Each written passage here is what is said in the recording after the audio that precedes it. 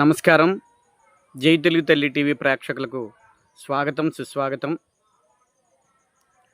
మన జై తెలుగు తల్లి టీవీ మీద అభిమానంతో శ్రీ విద్యోపాసకులు బ్రహ్మశ్రీ ఉమారుద్ర కోటేశ్వర శర్మ గారు ఈరోజు మనకి వాక్శుద్ధి ఎలా లభిస్తుంది, ఏం చేస్తే లభిస్తుంది, దానివల్ల ఏం ప్రయోజనం, అలాగే బ్రాహ్మణుడంటే ఎవరు, బ్రాహ్మణుడికి ఉండవలసినటువంటి లక్షణాలు, ఈ విషయాల మీద ప్రసంగించారు.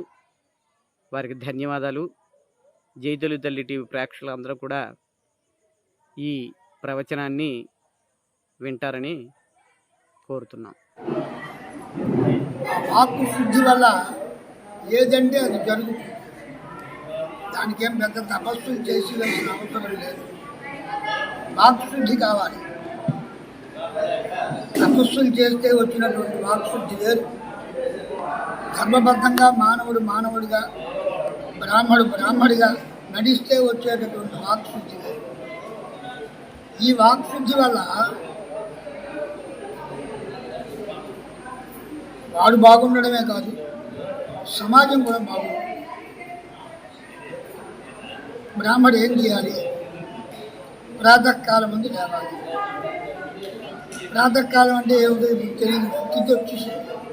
ఎందుకంటే నిజ జీవితంలో నడవడికల్లో రాత్రి 12 అయినా పడుకోకుండా, 1 గంట అయినా పడుకోకుండా తెల్లవారు వాడు ప్రాతకాలంలో లేవాలంటే కుదరడం లేదు. మరి ప్రాతకాలం అంటే ఏ కాలం? బ్రాహ్మీ ముహూర్త కాలం అంటే ఏ కాలం? ఉషకాలం అంటే ఏ కాలం? మనకి శాస్త్రాలు చెప్పాయి. పంచ ఉషకాల, సప్తపంచ అరుణోదయ అని మనకి శాస్త్రాలు చెప్పాయి. అంచేత ప్రాతకాలం అంటే సూర్యుడు ఉదయించడానికి ముందు 45 నిమిషాలు మన ఋషులు చెప్పిన ప్రకారంగా ఆ వేళప్పుడు లేచి దత్తధావన కాలకృత్యములు తీర్చుకొని స్నానాది సంధ్యా విధులు ఆచరించి, ఇక ఉదరపోషణ కోసం వృత్తి ధర్మాలు ఉంటాయి. ఎవడు ఏ వృత్తిలో ఉంటే ఆ వృత్తిని దేవతగా భావించి, అది కూడా శాస్త్రమే చెప్పింది, యాదేవి సర్వభూతేషు వృత్తి రూపేణ సంస్థ.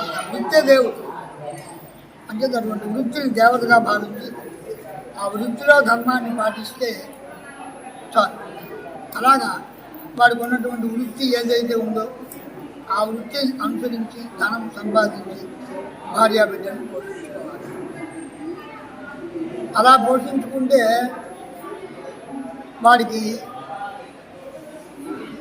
ఇహమందు సమస్త సుఖములు సమకూరుతాయి అని మనకి శాస్త్రం చెప్తుంది. మన పెద్దలు అలా నడిచారు. ఇప్పుడు కాలంలో అలా నడవడానికి తగినటువంటి అవకాశం ఉంది, లేకపోలేదు. కానీ ఆ అవకాశాన్ని అది అవకాశంగా భావించడం లేదు. అత్యాశ చేత లేదా రాగద్వేషముల చేత, ఈర్ష్య అసూయల చేత ఆ ధర్మాన్ని సక్రమంగా పాటించలేకపోతున్నాడు. ఎందుకంటే ఈ కాలంలో ధనం మూలం ఇదం జగత్ అని ఏనాడో చెప్పారు. కానీ ధనానికి ధర్మమే ప్రధానం. అందుకే మొట్టమొదటిగా ధర్మార్థ కామ్యములు అన్నారు. ధర్మం ముందు రక్షింపబడితే ఆ ప్రకారంగా వాడు రక్షించితే అర్థం వస్తుంది. ఆ అర్థంతో కామ్యం వాడి కోరికలు నెరవేర్చుకుంటే మోక్షం కోసం వాడు ప్రత్యేకించి తాపత్రయపడవలసిన అవసరం 100కి 3 మోక్షం తనంత తానే వస్తుంది. అది మన వాళ్ళు అందరూ పాటించలేదనడానికి వీల్లేదు. ఎందరో మహానుభావులు ఉన్నారు, వాళ్ళు పాటిస్తున్నారు, పాటించారు. అందరికీ వాళ్ళు బోధ చేస్తున్నారు.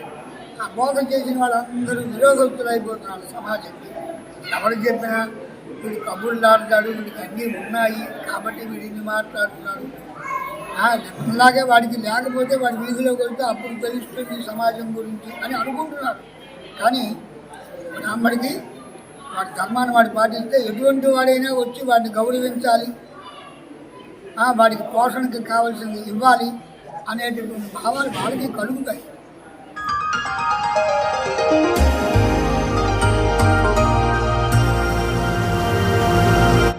ఈ ధర్మం పాటించకపోగానే గడికో వేషం దాంట్లో వేషం. వృత్తి ధర్మాన్ని అనుసరించి ఎప్పుడూ ఒకే వేషంలో ఉండాలి బ్రాహ్మణుడు. లేవు. అంతేకాదు మరి నిజ నడవడికల్లో బ్రాహ్మణ వేషంకి ఒక ఆకృతి ఉంది. ఇలా ఉండాలి బ్రాహ్మణుడు. అలాంటి మందు విభూతి రేఖలు ఉండాలి, అలాంటి మందు చిలుగు ఉండాలి. ఆ ధర్మాన్ని వాడు కరెక్ట్గా పాటించాలి. లేదు, విభూతి చెరిపేస్తున్నారు, పెట్టుకోవడం మానేస్తున్నారు. అలాగే బొట్టు పెట్టుకోవడం మానేస్తున్నారు, పెట్టుకున్నా చెరిపేసుకుంటున్నారు. ఎందుకంటే బ్రాహ్మడు అంటే సంఘంలో గౌరవం తక్కువ ఉంది. బ్రాహ్మడు అంటే అనేకమైనటువంటి ఇబ్బందులు ఉన్నాయి. అంటే బ్రాహ్మడికి సమాజంలో ప్రభుత్వం లగాయతు చిన్న చూపు చూస్తున్నది ఓసీలని వాళ్ళని దూరం పెడుతున్నాయి. నిజమే, ఓసీలు అనేటటువంటి మాట రావడానికి అనేకమైనటువంటి కారణాలు ఉన్నప్పటికీ ఓసీలు అదర్ క్యాస్ట్ అని పెట్టారు మనవాడు. వాడు ధర్మాన్ని వాడు పాటిస్తే వాళ్ళే కొన్నాళ్ళకి మారి మన వైపుకి తిరుగుతారు. అలాగే వాడు మారదు ఎంతతో మారదని ఎవడు మనని వాడు అనుకొని వాడి ధర్మాన్ని వాడు తిరోధకాలు ఇచ్చేస్తున్నాడు ధర్మానికి.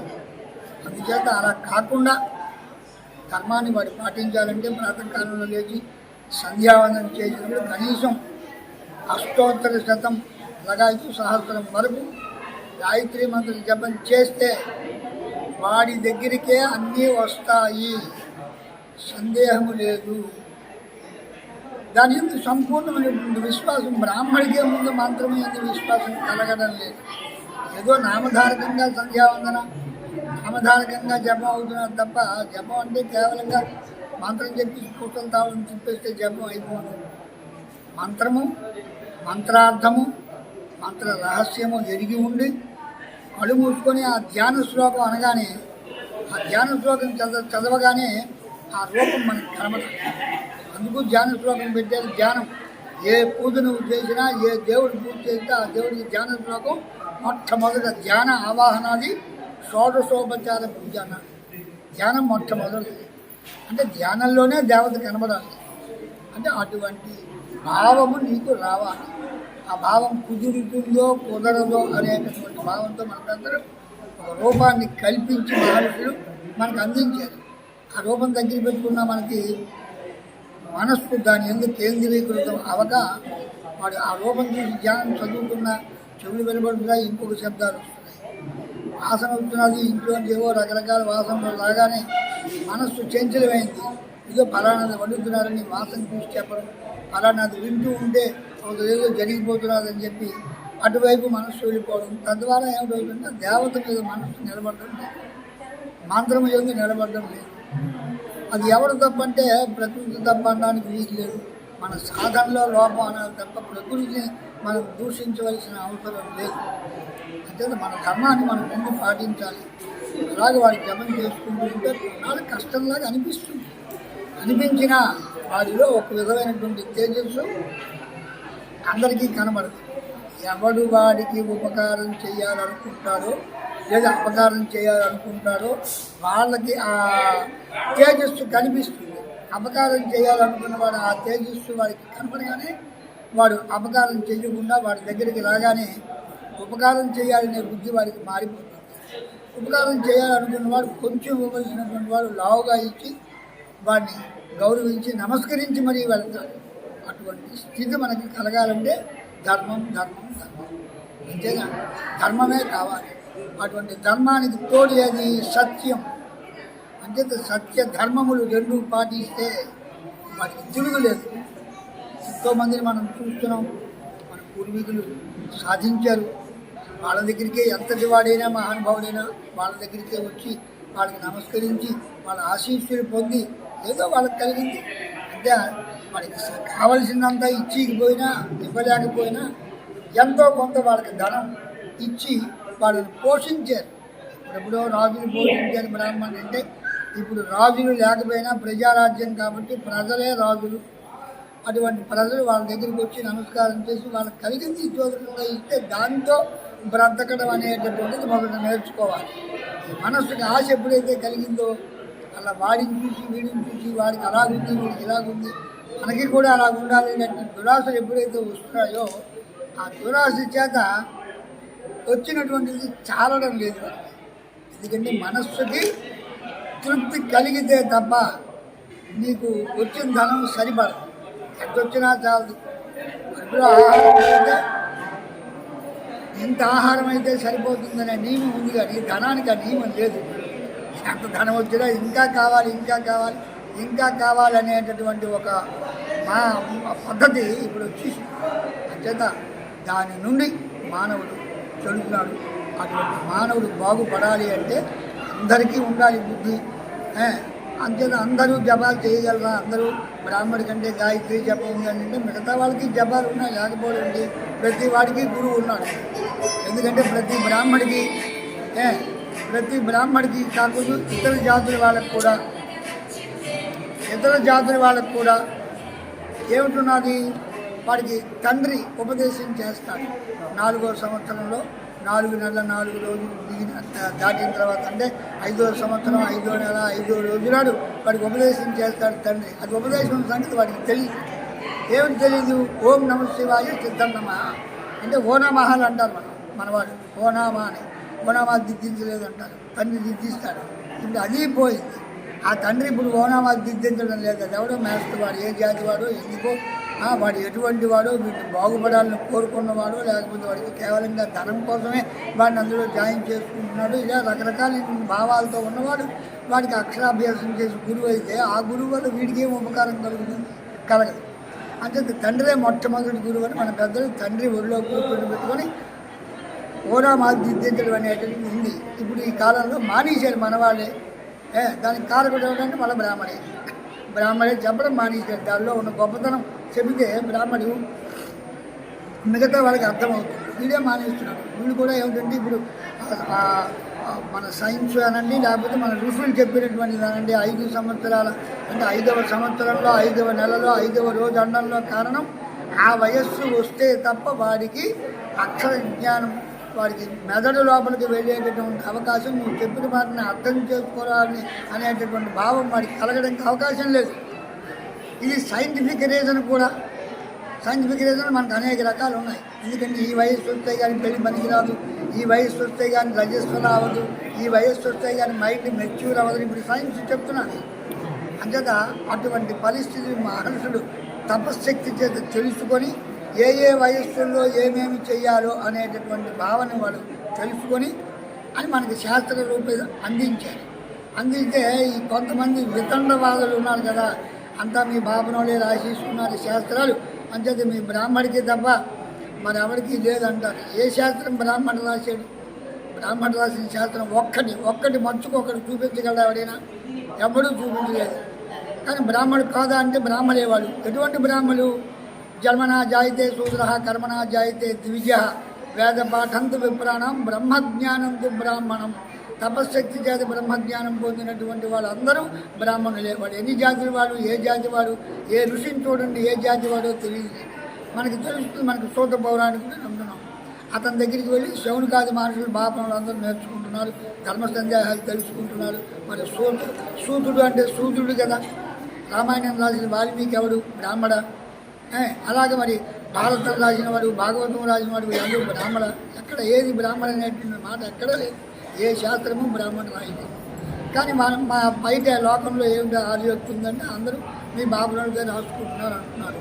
దాన్ని ఖండించి ఇలా చేస్తే మీరు బాగుపడతారా, తద్వారా బ్రాహ్మడికి ఉపాధి కలుగుతుంది అంటే ఎవడూ నమ్మడం లేదు. ఎందుకు నమ్మడం లేదు? వీడి వృత్తిని వీడు సక్రమంగా పాటించకపోయినందువల్ల వీడు చెప్పినటువంటి మాట వాళ్ళ మేధస్సుకి ఎక్కడం లేదు. ఒక్కొక్కటి చెప్తే వింటారు, ఒక్కొక్కటి చెప్తే వినరు. ఏమిటి కారణం అంటే వాడు విన్నట్లుగా చేయాలంటే వాడి చేతిలో ఏదో ఒక అధికారమో లేకపోతే వాడి చేతిలో ధనమో లేదు వాడి చేతిలో బలమో ఏదో ఒకటి ఉంటే వాడంటే భయం కలిగి వింటారు. అలాగే నువ్వంటే భయం కలగాలంటే నీ వెనకాల దేవత ఉండాలి. అదే తేజస్సు. అటువంటి తేజస్సు నీకు గాయత్రి మంత్రం వల్ల తప్ప ఇంకొక మంత్రం వల్ల రాదు. అంటే ఇప్పుడు మన పెద్దలు ఏమని చెప్పారంటే ఈ కలియుగంలో గాయత్రి మంత్రం పఠించాలంటే కొన్ని నియమాలు పాటించాలి. ఆ నియమాలన్నీ పాటించడానికి ప్రస్తుత కాలంలో కుదరదు. అంతేత సోదర సంపర్కం ఉంటుంది కాబట్టి అటువంటిది కాకుండా మన సూర్యుడు అంటే మేము సూర్యుడమా మీరే బాపనలా అంటారు. సూర్యుడు అంటే అజ్ఞానంతో ఉన్నవాడు సూర్యుడు. అందుకే జన్మనా జాయితే శూద్ర అన్నారు. ఎవరు ఏ రాజు కొడుకు పుట్టినా, బ్రాహ్మణు కొడుకు పుట్టినా, వైశ్యుడి కొడుకు పుట్టినా ఉత్సవీల్లో ఆడుకుంటారు తప్పితే వాళ్ళకి జ్ఞానం తెలియదు. అందుకు పుట్టిన ప్రతి వాడు అజ్ఞానంతో ఉన్నవాడు. అంటే సూర్యుడు అంటే ఎవడు? అజ్ఞానంతో ఉన్నవాడు. అజ్ఞానం అంటే ఏమిటి? వాళ్ళ ఎంఏలు బిఏలు రీసెర్చ్లు చేసినటువంటి వాళ్ళే. కానీ భగవంతుని గురించి తెలుసుకోవడం విజ్ఞానం, లౌకికం గురించి తెలుసుకోవడం అజ్ఞానం. లౌకికం తెలుసుకుంది దేనికి ఉపయోగపడుతుంది? కోటి విద్యలు కూటి కొరకు, దానికి ఉపయోగపడుతుంది తప్ప భగవంతుని తెలుసుకుంది, భగవద్ అనుగ్రహం పొందడానికి ఈ విద్యలు ఏవి ఉపయోగపడవు. అంతే అటువంటి విద్యలు మన దగ్గర బ్రాహ్మణుల దగ్గర ఉన్నాయి. పుష్కలంగా మహర్షులు ఇచ్చిన వాడే ఈనాటికి కాపాడుతున్న వాడు. ఎవడు కాపాడుతున్నాడంటే బ్రాహ్మడే కాపాడుతున్నాడు. బ్రాహ్మడే ఆ శాస్త్రములు కాపాడకపోతే శాస్త్రములే ఉండవు.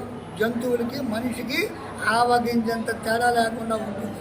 అంచేత అలా కాకుండా మనిషిలాగా ఉండడానికి కావలసినటువంటి విద్వత్తుని, శాస్త్రాన్ని ఋషులు మనకు అందించారు. దాన్ని ఎరిగి ఆచరించవలసినటువంటి బ్రాహ్మడే ఆచరించడం లేదన్నది ఇప్పుడు ప్రస్తుత కాలంలో ఉన్నటువంటి బాధ. అటువంటి బాధాకరమైన విషయం ముందు బ్రాహ్మణి నుంచే మళ్ళా ప్రారంభమై బ్రాహ్మణి ద్వారా మళ్ళీ అది వికసించి అందరికీ వెళ్ళాలి తప్ప ఇంకొకటి వల్ల అది వికసించదు. అంచేత బ్రహ్మజ్ఞానం కావాలంటే బ్రాహ్మడు నిత్యకృత్యంలో భగవద్ ఆరాధన చేస్తూ ఉండాలి. భగవన్నామ జపం, భగవన్నామ స్మరణ. ఈ కలియుగంలో స్మరణకి ప్రాధాన్యత ఇచ్చారు కాబట్టి శాస్త్రాల్లో కూడా చెప్పారు. కలౌచ స్మరణానుముక్తి అన్నారు కదా. అంచేత కృషేతు తపసామధ్య త్రేతాయాం యాగమాచరేత్ ద్వాపరే దాన ధర్మాంచ కలౌచ స్మరణానుముక్తి అన్నారు. కృతయుగంలో లాగా మనం ఒక 5 నిమిషాలు కూడా కదలకుండా కూర్చునేటటువంటి శక్తి ఏ మానవుడికి లేదు. ఎప్పటి ఎన్ని మాట్లాడినా కదలకుండా కూర్చోలేడు. కదలకుండా అంటే శారీరకంగా కదలకుండా కూర్చోవడం కాదు. అలాగంటే ప్రతివాడు రోగంతో ఉన్న ప్రతివాడు కదలకుండా మంచం మీద ఉంటాడు. అంత మాత్రం చేతి ఏమీ అవదు. అంచేత అలాగ కదలకుండా ఉంటే నీ ఇంద్రియములు, దశేంద్రియములు, దశ దిశలు పరిగెడుతూ ఉంటే వాటిని బంధించి ఒకే దగ్గర ఉంచితే నీ మనసు స్థిరంగా ఉంటుంది. అది నిగ్రహం. అది కదలకుండా ఉండడం. అది కలియుగంలో చేసే అవకాశం 100% లేదు. త్రేతాయుగం కృతయుగంలో జరిగింది. త్రేతాయం యాగమాచరతి, యజ్ఞ యాగాది క్రతువులు. ఆనాడు దేశక్షేమం కోసం చేశారు. ఇప్పుడు యాగాలు యజ్ఞాలు జరగడం లేదా? జరుగుతున్నాయి. దేనికోసం జరుగుతున్నాయి? ఎవరికి ఏదో ఒక కామ్యం, ఒక కోరికతో, ఈ కోరిక నెరవేరితే నేను యజ్ఞం చేస్తాను, ఈ దేవతకు ఆరాధన చేస్తాను. కోరిక లేకుండా ఎవ్వడు ఏ పూజ కనుక దేవాలయంకి వెళ్ళి దేవుణ్ణి దర్శించిన వాడు కూడా భగవంతుడా నాకు ధర్మం సిద్ధించాలనేటటువంటి మాట ఎవరు అనడం లేదు. నాకు అది కావాలి ఇది కావాలనే దేవుడికి దండం పెడుతున్నాడు తప్ప కోరిక లేకుండా ఎవడు దేవుడి కోరిక దేవుడికి దండం కూడా పెట్టడం లేదు. అంచేత త్రేతాయుగంలో లాగా యజ్ఞాలు చేయడానికి, నిష్కామ్యకర్మ చేయడానికి తగిన అవకాశం కలియుగంలో లేదు. మరి ద్వాపరే దాన ధర్మ అంటే ద్వాపరయుగంలో దానాలు ధర్మరాము. ఇప్పుడు దానం చేయవనంటే చాలా కష్టం. ఎందుకంటే ధనం ఖర్చు అయిపోతుంది, వృధాగా ఖర్చు అయిపోతుంది. శాస్త్రకారులు ఎప్పుడో చెప్పారు, విత్తానం ఆర్జనే దుఃఖం ఆర్జనే వ్యయే బీజ ఆర్జనే దుఃఖం వ్యయే దుఃఖం కిమర్థం దుఃఖ భోజనం మన ఋషులు చెప్పారు. అంటే ఆర్జించాలంటే కష్టపడకుండా రాదు. ఈ కాలంలో కష్టపడిన ధనాన్ని ఉచితంగా ఇవ్వడానికి, ధర్మం చేయడానికి, ధర్మంగా దానం చేయడానికి ఇష్టపడడం లేదు. కాబట్టి ద్వాపరయుగంలో లాగా దానాలు ధర్మాలు నోములు వ్రతాలు కూడా పుష్ అయిపోయినాయి, అవి లేవు. మరి కలియుగంలో ఏముంటుందంటే స్మరణ, అది కూడా మానవునికి రావడం లేదు. స్మరణ అంటే నోటుతో రామ రామ రామ రామ రామ ఎన్ని 100 సార్లు కాదు, లక్షల సార్లు కాదు, కోట్ల సార్లు అన్నా ఆవగించంత ప్రయోజనము ఉండదు. దేంతో అనాలి? మనస్సుతో. ఒక్క మాట మనస్సుతో అనాలి. రామాన్న శబ్దాన్ని నోటుతో అనడం కాదు, మనస్సుతో అనాలి. మనస్సుతో అనడం ఏమిటో వీళ్ళకి తెలియడం లేదు. మనకి పనికిరానివన్నీ మనస్సుతో అంటున్నాము తప్ప పనికొచ్చింది మాత్రం మనస్సుతో. ఈ జాతి ఆ జాతి బ్రాహ్మణ తేడా లేదు. ఎవడు మనస్సుతో పలకలేకపోతున్నాడు. అందుకే త్యాగరాజు లాంటి వారు కూడా మనకి మునిత్రయం ఉన్నారు కదా, వాళ్ళు కూడా పాటల వాగ్య రూపంలో అన్నమాచార్యులు అయితేనే అందరూ చెప్పారు, మనసారా హరిభజన చేయరా. మనస్సుతో రామాన్ని ఉచ్చరించమన్నారు తప్ప నోటుతో అనమని చెప్పలేదు. నోటుతో అనాలంటే కొన్నాళ్ళు నోటుతో అని సాధన చేస్తూ ఉంటే కొన్నాళ్ళకి నీకు తెలియకుండా మనస్సుతో అనేటటువంటి అవకాశం వస్తుంది. అందుచేత నోటుతో అనమని మన పెద్దలు చెప్పారు తప్ప నోటుతో అనడం కరెక్ట్ కాదు. కానీ నోటుతో అనకపోతే మనస్సుతో అనడం మనకు రాదు. అంచేత ఆ ప్రకారంగా ఆ భగవన్ మంత్రాన్ని, భగవన్ నామాన్ని నోటితో కాకుండా మనస్సుతో అనాలంటే ఇంద్రియ నిగ్రహం కావాలి. మనకి నియమాలన్నీ పెట్టారు. ఆహార విహారములు సక్రమమైన మార్గంలో ఉండాలి. ఇప్పుడు ఆహార విహారాలు కూడా మనకు సక్రమమైన మార్గంలో లేవు. ఎవరికి ఎప్పుడు ఆకలి వేస్తే తినడం, ఏది దొరికితే తినడం, ఎక్కడి పడితే అక్కడ తినడం, ఏది పడితే తినడం, ఇది తినచ్చు, ఇది తినకూడదు, ఈ కాలంలో తినాలి. జంతువులు ఎలాగైతే అర్ధరాత్రి అయినా సరే ఆహారం దొరికితే తింటున్నాయో వీళ్ళు అలాగే తింటున్నారు తప్ప ఆహారానికి ఒక నియమం ఉంది. దేవుడి వైపు అలా చేయి తిప్పి అది ఆ తర్వాత నోటి వైపు తిప్పాలనే ఆలోచన కూడా పోయి దేవుడి దగ్గర పెడితే తింటాడా అంటే దేవుడి దగ్గర పెట్టడం ఏంటి, వివేకం లేదా, వాళ్ళు ఎవరో చేసేది పెద్దలు వాళ్ళకి తెలియదు అని మన పెద్దల కన్నా మనమే తెలివైన వాళ్ళం అయినట్లుగా భావించుకుంటూ దేవుడి వైపు కూడా చెయ్యి తిప్పకుండా దొరికిందల్లా తినడం. అది ఏ రకమైన తినడమో ఇప్పుడు కాలంలో అందరికీ తెలిసిందే తప్ప మనం ప్రత్యేకించి ఇగో వీడు ఇలా తిన్నాడు వాడు అలా తిన్నాడని చెప్పవలసిన అవసరం లేదు. ఎవరికి తెలియకపోతే కదా చెప్పడం. అంచేత ఆహారంలో కూడా మార్పులు వచ్చాయి. అంతేందుకు ఏది ఎప్పుడు తినాలి, ఎలా తినాలి, అవి తింటే తద్వారా వాడి శరీరం, వాడి మనస్సు, ఇంద్రియ నిగ్రహం వాడికి కలగడానికి అవకాశం ఉంటుంది. అవన్నీ మానిబట్టే ఇప్పుడు ఈ చికాకులు, రోగాలు దానికి తగినట్లే ప్రకృతి కూడా మనకి యుగ ధర్మం, కాలధర్మాన్ని అనుసరించి ప్రకృతి మనకి సహకరించడం లేదు. ప్రకృతిలో అప్పుడు గాలి ఉంది, ఇప్పుడు గాలి ఉంది, అప్పుడు వర్షం పడుతున్నది, ఇప్పుడు వర్షం పడుతున్నది. కానీ అప్పుడు వర్షం పడాలన్నప్పుడు పడేది, ఇప్పుడు వర్షం వద్దంటే పడుతుంది. అప్పుడు వర్షం కావాలంటే పడేది, ఇప్పుడు కావాలంటే ఎండ ఎక్కుతుంది తప్ప వర్షం పడడం లేదు. అలాగే ప్రకృతి కూడా మనకి మానవుడికి సహకరించడం లేదు. ఎందుకు? కర్మాన్ని విడిచిపెట్టినటువంటి మానవుడికి భగవంతుడు కూడా సహకరించడు. మరి అలాగనగానే అది కూడా ఒక విధంగా దోషం అవుతున్నది. ఎందుకు అవుతున్నది? మీ దేవుళ్ళండి అని ఇతర మతస్థులంతా వచ్చి మీ దేవుడు మొక్కితేనే వరాలు ఇస్తారు, మొక్కకపోతే వరాలు ఇవ్వరు, మా దేవుడు అలాంటి వాడతాడు. నువ్వు 10 మందిని చంపి మా దగ్గరికి వచ్చినా సరే అక్కడ కూర్చుంటాడు బొట్టలో, వాడి చెవిలో నువ్వు చెప్పేస్తే నీకు మోక్షం వచ్చేసి డైరెక్ట్గా తీసుకెళ్ళిపోతాడు మా దేవుడు అని చెప్పి మన వాళ్ళందరినీ ఈ భగవంతుని నుండి దూరం చేస్తున్నారు. దానికి మన వాళ్ళు తలొగ్గి అటువైపుకి తిరుగుతున్నారు. అంటే అసలు రహస్యం తెలియకపోయినందువల్ల వచ్చినటువంటి దోషం తప్ప ఇది ఎక్కడ ప్రకృతిలో దోషం కాదు. అలాగే ధర్మానికి ఎప్పుడైతే హాని కలుగుతుందో, ధర్మాన్ని ఎప్పుడైతే జీవులు పాటించడో అప్పుడు భగవద్ అనుగ్రహం మానవుడి పైన ఉండదు. అది ప్రకృతి రూపంతో మానవుడికి అది శాపంగా మారుతుంది. అలాగే మారకుండా అందరూ బాగుండాలి అన్నవాడు ఎవరంటే ఒక్క బ్రాహ్మడే. సర్వే జనా సుఖినో భవంతు అనేటటువంటి మాట ఒక బ్రాహ్మడి నోటిని తప్ప ఇంకొకటి నోటిని ఎక్కడా రాలేదు కూడా. అంటే బ్రాహ్మడు వాడి ఇంట్లో పూజ చేసుకున్న సర్వే జనా సుఖినో భవంతు లోకా సమస్త సుఖినో భవంతు అంటాడు. అంటే అటువంటి బ్రాహ్మడు బాగుండాలి. అందుకే చతుస్సాగర పర్యంతం గోబ్రాహ్మణేభ్య శుభమస్తు నిత్యం లోకా సమస్త సుఖినో భవంతు. గోవు బ్రాహ్మడు ఎక్కడ సుభిక్షంగా ఉంటారో లోకమంతా సుభిక్షంగా ఉంటుందని అందుకు చెప్పారు ఋషులు తప్ప బ్రాహ్మడు వీడి వృత్తిని మానేసి వీడు ఇష్టమైనట్టుగా వీడు తిరుగుతూ ఉంటే వీడు బాగుంటే లోకం బాగుంటుంది అన్నది తప్పు అవుతుంది. అంటే వాడు బాగుండడం కాదు, బ్రహ్మజ్ఞానం కలిగినటువంటి వాడు బాగుండాలి. ఇది రహస్యం. అటువంటి రహస్యాన్ని ఎరిగి మానవులందరూ ఉండడం ఒక ఎత్తు, ముఖ్యంగా బ్రాహ్మడు ఉండడం మరొక ఎత్తు. బ్రాహ్మడు అటు ఉంటే తప్పకుండా లోకం అంతా బాగుంటుంది అని మన పెద్దలు గురువులు చెప్పినటువంటి మాటలు ఆ ప్రకారంగా నడుచుకుంటే అన్ని విధాల అందరికీ బాగుంటుంది. స్వస్తి.